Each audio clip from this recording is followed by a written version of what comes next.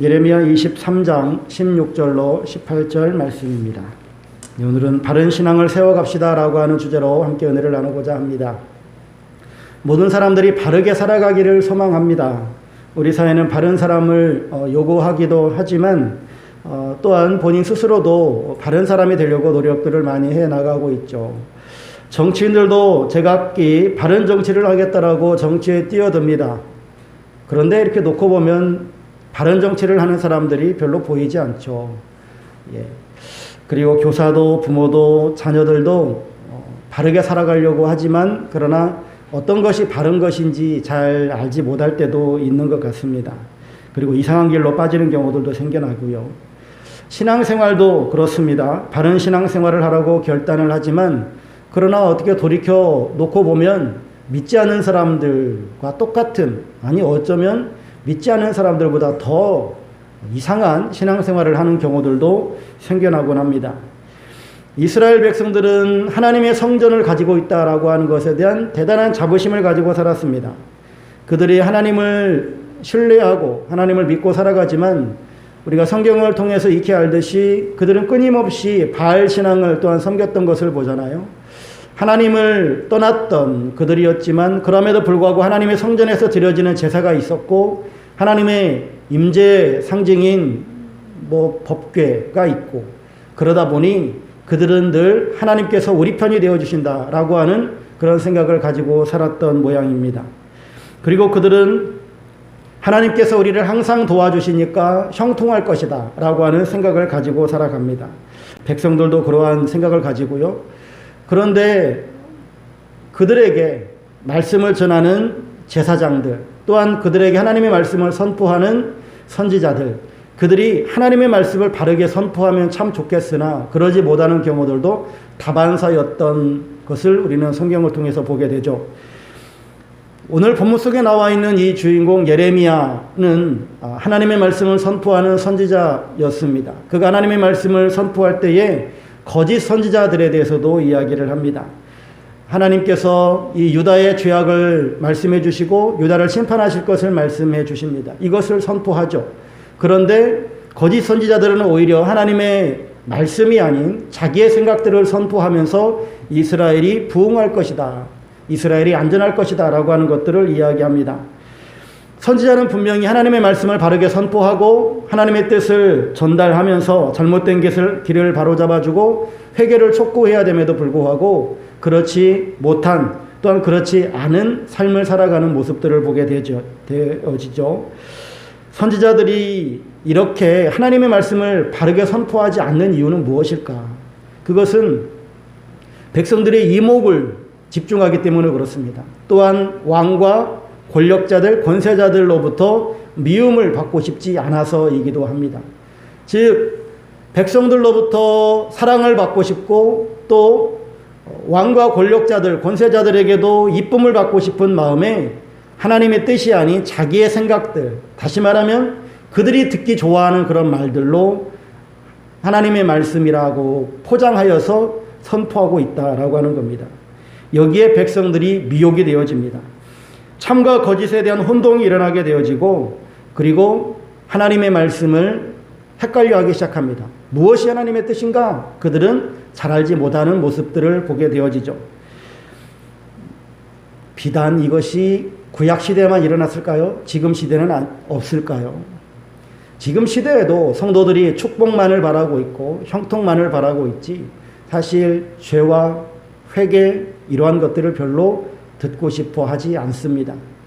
그러한 메시지를 선포하면 성도들 얼굴이 죽상이고요. 복에 대한, 행복에 대한, 성공에 대한 설교를 하면 성도들의 얼굴이 활짝 피어납니다.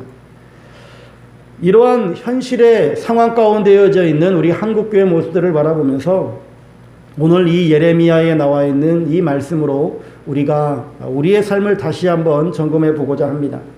본문 말씀에 보면 하나님께서 선지자들의 말을 듣지 말라라고 말씀하시죠. 왜냐하면 당시 유대 사회에서 활동하던 선지자들은 하나님을 멸시하는 그런 사람들에게도 평안을 외치고 또한 마음이 완악한 대로 행하는 사람에게도 하나님이 너희들 심판하지 않을 것이다 라고 하는 이런 메시지를 선포합니다. 그들의 예언은 하나님의 입에서 나온 것이 아니라 자기 마음의 생각들을 그대로 전파하고 있다라고 하는 것이죠. 특별히 하나님께서 18절에 누가 여호와의 회의에 참여하여 그 말을 알아들었으며 누가 귀를 기울여 그 말을 들었느냐라고 반문하심으로써 악을 행하는 자들에게 평강을 예언하는 자들이나 또 거짓을 선포하는 그 모든 사람들은 거짓 선지자인 것을 하나님께서 밝혀내고 계십니다. 기독교의 성장이 둔화되어져 가고 있죠. 기독교가 바른 길에서 벗어났기 때문일 겁니다.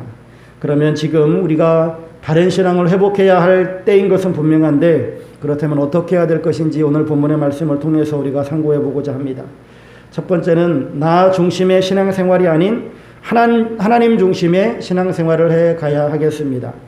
16절 말씀을 보시면 만군의 여호와께서 이와 같이 말씀하시되 너희에게 예언하는 선지자들의 말을 듣지 말라. 그들은 너희에게 헛된 것을 가르치나니 그들이 말한 묵시는 자기 마음으로 말미암은 것이요 여호와의 입에서 나온 것이 아니니라 라고 말씀합니다. 본문에서 너희에게 예언하는 선지자들은 이라고 하는 이 말, 예루살렘의 선지자들을 가리켜 말씀하고 있습니다. 그들은 참 선지자가 아니라 거짓 선지자이다 라고 하는 것이죠. 실제로 예레미야 당시에 예레미야에 기록되어져 있는 말씀들을 살펴보면 참 선지자라고 일컬어지는 사람은 두 명밖에 보이지 않아요. 한 사람은 우리야, 또 한 사람은 예레미야. 이 두 사람밖에 보이지 않는데 나머지는 다 거짓으로 예언하는 사람들이다라고 하는 겁니다. 예루살렘의 선지자들이 선포할 때에 백성들이 지금 우상을 숭배하고 있고 하나님을 떠나 있는 상태임에도 불구하고 그들은 하나님께 매년 7월 10일 대속주일에 하나님 앞에 속죄제사를 드리니까 또 대제사장이 지성소에까지 들어가서 하나님을 찬양하고 경배하고 또한 그 속죄소에 피를 부으니까 우리의 모든 죄가 사함받았다라고 선포하니까 그것을 아멘으로 받고 우리는 이제 정결합니다. 우리는 이제 깨끗합니다. 우리 같은 의인은 세상에 없습니다라고 하면서 그들은 의인인 것으로 살아갑니다. 또한 예루살렘 성전에 하나님께서 임재하고 계시기 때문에 어떤 대적들이 쳐들어온다 할지라도 우리는 절대 안전할 것이다. 하나님께서 우리를 보호하실 것이다 라고 선포하고 있습니다. 지난 100년 전에 히스기야 시절에도 아수르라고 하는 강대국이 쳐들어왔는데 하나님께서 그 아수르를 물리쳐 주셨다. 지금 바벨론이 쳐들어온다 할지라도 하나님께서 그 바벨론을 물리쳐 주실 것이고 오히려 바벨론이 전쟁의 짐으로 말미암아 엄청난 전쟁 배상금을 우리에게 물게 될 것이다 라고 그렇게 선포하고 있는 거짓 선지자들의 모습을 보게 되어집니다. 그런데 하나님께서는 그 모든 예언자들이 다 거짓이다 라고 단언하고 계십니다. 정직한 선지자 예레미야를 통해서 하나님께서 주시는 말씀을 들어보십시오. 예레미야 10장 21, 22절 말씀에 목자들은 어리석어 여호와를 찾지 아니하므로 형통하지 못하며 그 모든 양떼는 흩어졌도다. 들을지어다 북방에서부터 크게 떠드는 소리가 들리니 유다 성읍들을 황폐하게 하여 승냥이의 거처가 되게 하리로다 라고 말씀합니다. 예루살렘이 쫄딱 망할 것이다 라고 하는 것이죠. 예레미야 38장 18절에는 네가 만일 나가서 바벨론의 왕의 고관들에게 항복하지 아니하면 이 성이 갈대아인의 손에 넘어가리니 그들이 이 성을 불살할 것이며 너는 그들의 손을 벗어나지 못하리라 하셨나이다 라고 선포하고 있습니다. 하나님께서 우리 예루살렘 성을 폭삭 망하게 할 것이고 너희들이 항복하지 않으면 절대 살아날 수 없다라고 하는 것을 예언하고 있습니다. 여러분 한번 생각해 보세요. 거짓 선지자들이 선포하는 내용과 예레미야가 선포하는 내용을 한번 들어보십시오. 거짓 선지자들은 하나님께서는 전능하셔서 과거 아수르로부터 우리를 구원하셨던 것처럼 지금도 저 바벨론으로부터 우리를 구원하실 것입니다. 절대 안전할 것입니다. 걱정하지 마십시오. 하나님만을 오직 신뢰하십시오라고 선포하는 설교와 예레미야는 항복하십시오. 항복해야 삽니다. 그렇지 않으면 죽습니다 라고 하는 이 설교와 여러분들은 어떤 설교를 더 원하십니까? 어떤 설교가 은혜로운 설교입니까? 어떤 설교가 하나님의 뜻에 합한 설교입니까? 그 두 설교가 들려온다면 어떤 설교를 들으시겠냐라고 하는 거예요. 거짓 선지자들이 하는 설교가 훨씬 듣기도 좋고 은혜로운 설교고 믿음 있는 설교인 것 같아요. 그런데 하나님의 뜻과는 아무 상관없어요. 그들에게 믿음을 촉구하고 있고 하나님만을 신뢰하라고 그러고 하나님이 지켜주실 것이라고 하는 은혜의 말로 아무리 포장한다 할지라도, 은혜의 말을 선포한다 할지라도 그것은 하나님께로부터 나온 것이 아니다라고 하는 거예요. 그것은 거짓 선지자들이 지어낸 말이라고 하는 거예요. 바벨론에 항복하십시오. 항복해야 삽니다. 그래야 우리가 생존할 수 있습니다라고 하는 이 설교는 하나도 은혜도 안 되고 믿음도 없고 아무것도 아닌 그냥 정말로 쓰레기 같은 그런 메시지인데, 그게 오히려 하나님으로부터 나왔다라고 하는 거예요. 여러분, 우리가 듣기 좋고 은혜로운 말이냐 믿음의 말이냐 이게 중요한 게 아니에요. 정말로 하나님께서 지금 우리에게 원하시는 것이 무엇인가, 이것이 중요하다라고 하는 사실입니다. 사람들은 자기가 듣고 싶은 말을 들으려고 합니다. 그리고 본인이 믿음 있는 사람이기 때문에 믿음 있는 말을 해주기를 원해요. 더 정확하게 말하면 믿음 있는 채 하고 있기 때문에 믿음 있는 채 하는 그런 말을 듣기를 원한다라고 하는 겁니다. 진짜 믿음 있는 사람은 어떤 소리가 들려오느냐보다 하나님의 뜻이 무엇일까라고 하는 것에 대한 하나님의 뜻과 하나님의 나라에 더 관심을 가져요. 내가 하나님을 믿고 있으니 하나님께서 나에게 형통함과 나에게 이익을 줄 것이다라고 하는 것을 절대 기대하지 마십시오. 하나님은 우리의 형통함과 이익을 주시는 분이 아니라 하나님의 뜻대로 살아가기를 원하시는 분이십니다. 항상 모든 일에 그래서 우리는 나의 형통과 나의 이익, 내가 잘 되는 것을 관심 갖지 말고 하나님께서 정말로 원하시는 뜻이 무엇인가를 우리는 살펴야 됩니다. 어렵고 힘들 때만 하나님을 찾는 것이 아니라 정말로 매 순간 일상에서 하나님을 찾는 신앙생활을 해 나가시기를 주의 이름으로 축복합니다. 두 번째로는요, 하나님의 말씀을 바르게 전하고 바르게 들어야 됩니다. 17절 말씀 보시면 항상 그들이 나를 멸시하는 자에게 이르기를 너희가 평안하리라 여호와의 말씀이니라 하며, 또 자기 마음이 완악한 대로 행하는 모든 사람에게 이르기를 재앙이 너희에게 임하지 아니하리라 하였느니라 라고 말씀합니다. 17절에는 거짓 선지자들의 행태가 나오죠. 그들이 하나님의 이름을 빌어 하나님을 멸시하는 자들, 악을 행하는 자들에게 평안할 것이다, 재앙이 너희에게 임하지 아니할 것이다 라고 예언합니다. 과거 불의를 행하는 그런 정권이 있었을 때에도 우리나라의 조찬 기도회는 끊어지지 않았습니다. 목사님들이 가셔가지고 온갖 아부의 말, 아첨의 말을 하면서 온갖 축복의 기도를 다 하셨어요. 지금은 안 그럴까요? 지금도 똑같죠. 권세 있는 사람들에게 빌붙어가지고 자기에게 어떤 콩고물이나 좀 떨어질까, 자기에게 어떤 이익이 있을까를 생각하면서 그 권력자들의 빌붙어가지고 거기에서 한 자리 하려고 하는 그러한 기회주의자들이 너무나 많아요. 목회자들 중에서도 많고, 그리고 기독교인들 중에서도 많고요. 권력의 하수인 노릇하면서 뭔가를 좀 얻어먹으려고 하는 사람들이 있어요. 거짓 선지자들이 그러했거든요. 선지자라고 한다면 듣기 싫어도 그 말씀을 선포해야 되는 사명을 가지고 있는 사람입니다.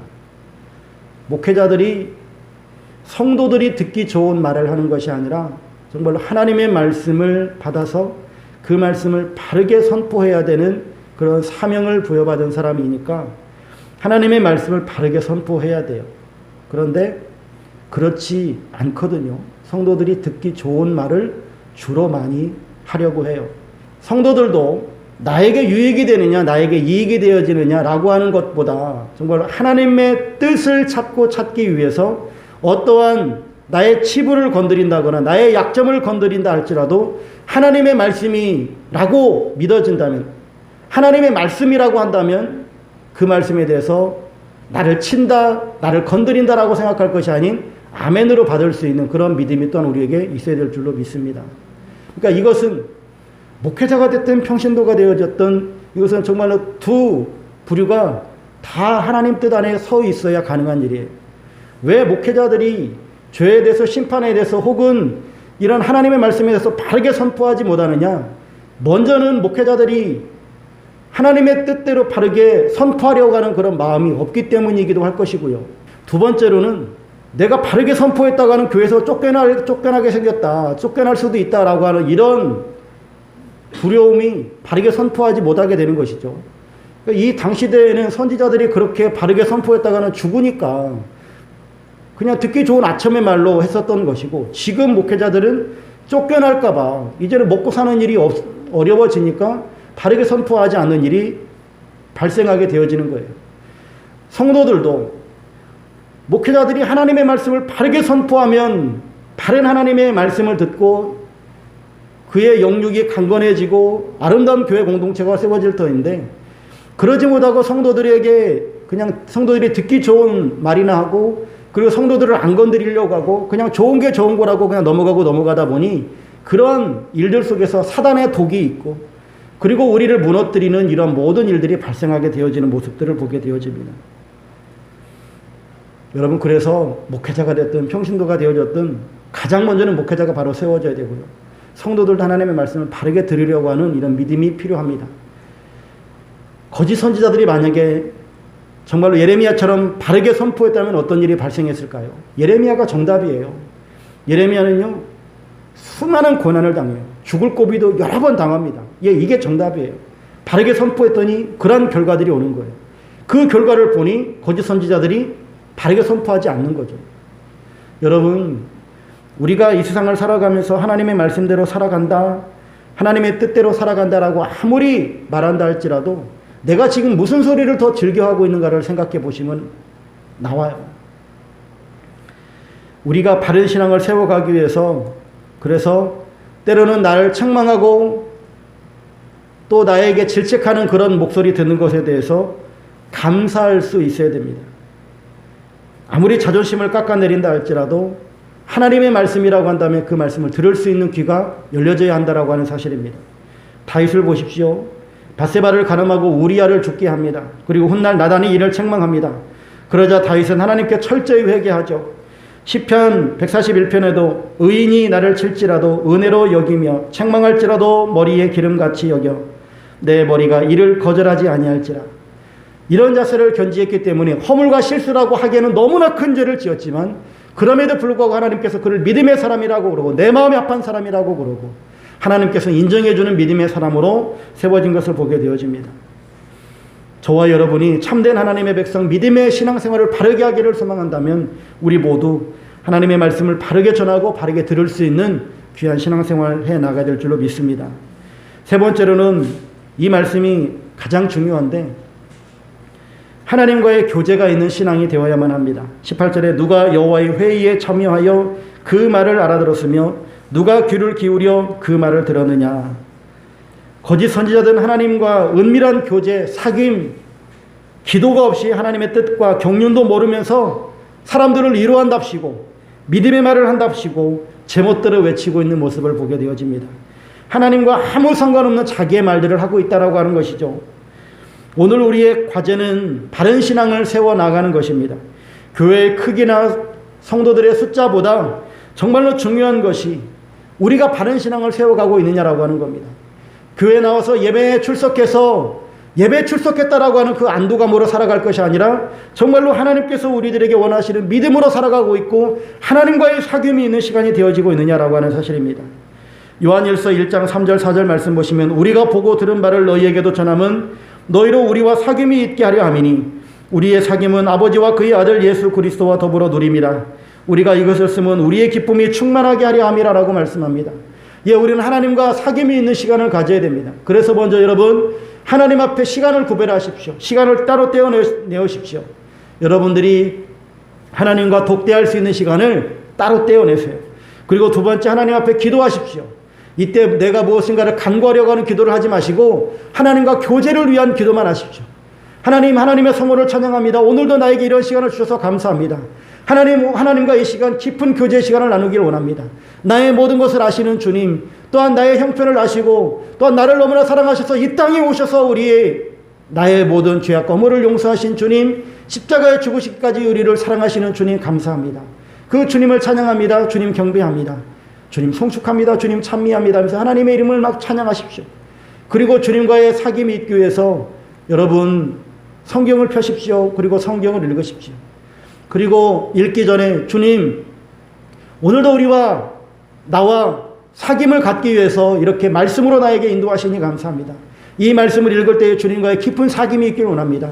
주님의 뜻을 깨닫게 해주시고 주님의 뜻을 알게 하여 주옵소서. 지혜와 계시의 정신을 주셔서 이 말씀을 해석할 수 있도록 도와주십시오. 성령님 역사해달라고 기도하시면서 나아가시기를 바랍니다. 이렇게 기도하며 나아갈 때에 하나님께서 우리에게 역사하심으로 주님과의 깊은 사귐이 있게 하시고 주님과 교제하는 시간, 또 친구들과 대화하는 것보다 더 즐겁고 더 유익한 시간으로 우리의 시간들을 채워주시고 우리를 이끌어주실 줄로 믿습니다. 이 시간이 길지 않아도 됩니다. 10분이 됐든 20분이 됐든 30분이 됐든 이 시간을 하나님 앞에 드림으로 말미암아서 이 시간들이 쌓이고 쌓임으로 훗날 이런 시간들이 쌓여서 우리에게 하나님과의 깊은 사귐을 갖고 하나님의 뜻을 깨달아가고 그래서 하나님께 영광 돌리고 하나님의 기쁨이 되어지는 귀하고 복된 삶을 살아가게 되어질 줄로 믿습니다.